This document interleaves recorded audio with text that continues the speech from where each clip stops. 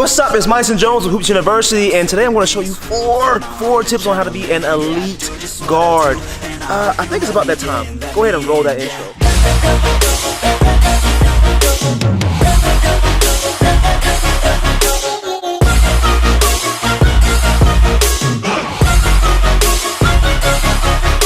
So the first necessity, if you're a point guard, especially if you're my size, is to be a student of the game. And I mean, not like some student like you have to go to school, like a student like I am obsessed with learning how to become a great point guard, studying different players, learning what they're good at, learning what they're not good at, having your own scouting report in your mind. So knowing if somebody can't shoot, not closing out the entire way, thinking really smart. I mean, you have to really work hard at getting smart.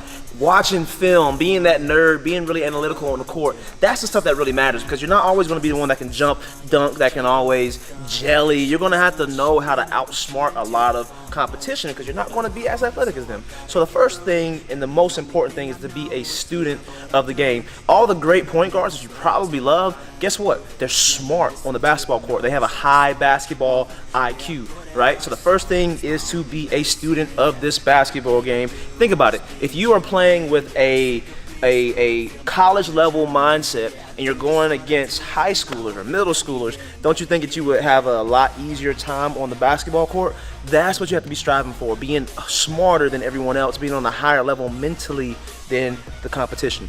So that's the first thing, be a student of this basketball game.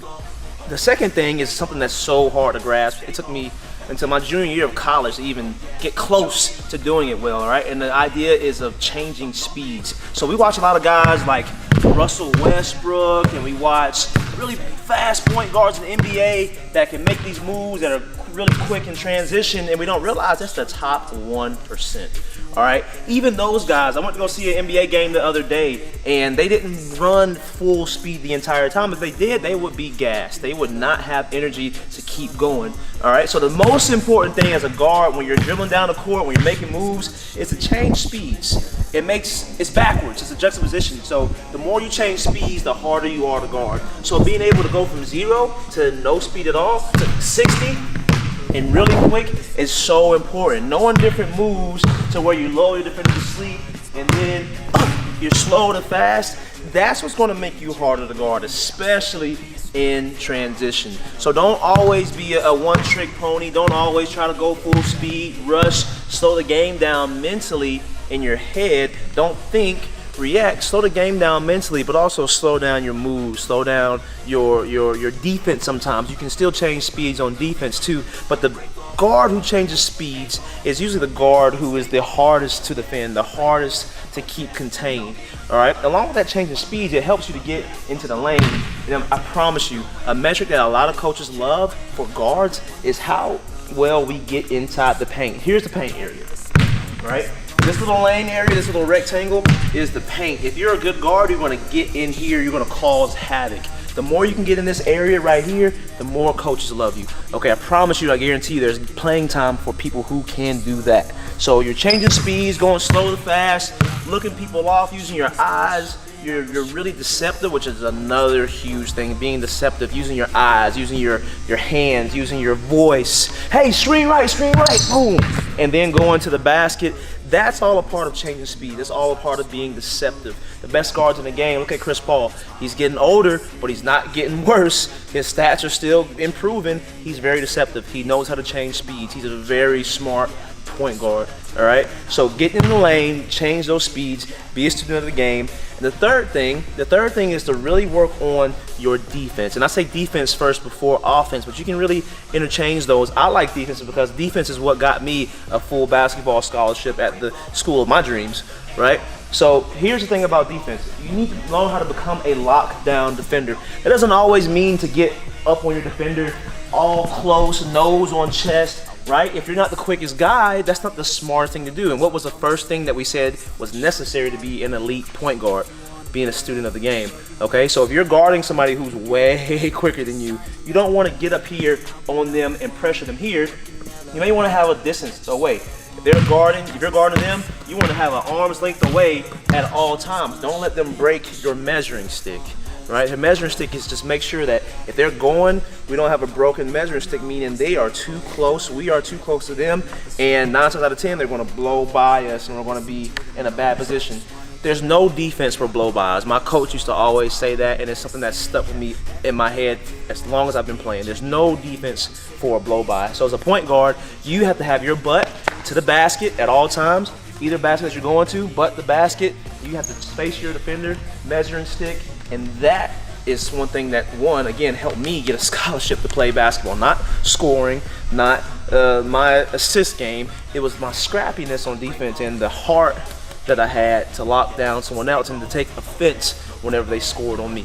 The fourth thing I would recommend if you want to be an elite guard is to have range on your shots. Again, I'm 5'9.5" on a good day. The farther out, the more distance you have to make a defender close out, the tougher it's going to be for them to guard you. Okay, so if you can shoot the ball from out here, that's a longer closeout. Longer closeouts means an easier drive for you to get in that lane. And hey, here's the biggest piece of advice I can probably give basketball players. If you wait for the defender, we play one-on-one, we play king of the court all the time, but it's not wise, it's not smart being a student of the game, right? Was number one. It's not smart to wait for a defender to close out, blah, blah, blah, blah, and get set and then try to play. That's an ego thing. That's not a wisdom thing. All right, so let's be wise. Wisdom helps us beat defenders. Okay, so if someone's closing out, we want to attack these closeouts. I have a coach guy named Sean Mims. He always says think two. Think two meaning think 2 plays ahead. The best shooters in the game, they're ready 2 passes ahead. They're shot ready, so when that ball gets in their hands, I can show you a clip of Kyle Korver right now. My guy C. Mike Dunn, he had a clip the other day of Kyle Korver ready, 2 passes in advance, waiting for that basketball. Didn't get it, but the mindset, the preparations will allow him to be one of the greatest shooters to ever play the game, right? So the thing about us as little guards, we have to have a range about us that makes people play us honestly, even out here in high school range, college range, right? We won't say NBA range because that's tough, but if you can, even better, right? So when guys close out on us, we want to attack those closeouts and not wait for them to rotate and get set all the way. So those 4 things: be a student of the game, all right? Have lockdown defense, all right? Make sure that we are. I messed up. All good. I'm gonna recap on it. Student, change speeds, deceptive, lockdown, defender, range. Okay. So to recap on that, 4 things to become an elite guard. And if you have any questions about this, please comment below. I'm going to be in the comments replying back to you, helping you out. First thing to be an elite guard, be a student of the game, a serious student of the game. Second thing is to make sure that you are changing speeds, that you are deceptive on the court using your wisdom, not letting your zeal to play basketball and be fast and be quick in the jelly outrun your wisdom. Wisdom beats players too. Okay. Third thing is to be an elite defender, a lockdown defender. Have heart to lock down someone who's going against you, that offensive player. That's what gets you playing time. That's what gets you minutes on the floor. And the fourth thing is to stretch the floor out, become a knockdown shooter from long range so that you can either 1, make the shot, or 2, attack these closeouts and get in that paint, which coaches really love. All right, Myson Jones, Hoops University. Let us know if you have any comments below. Thank you all for watching. I'll see you on the next video. I'm grateful, oh yeah, able, oh yeah, I'm stable, oh yeah, no label, oh yeah, you know me, I have only a path, I'm lonely, but damn, I'm going to win, yeah.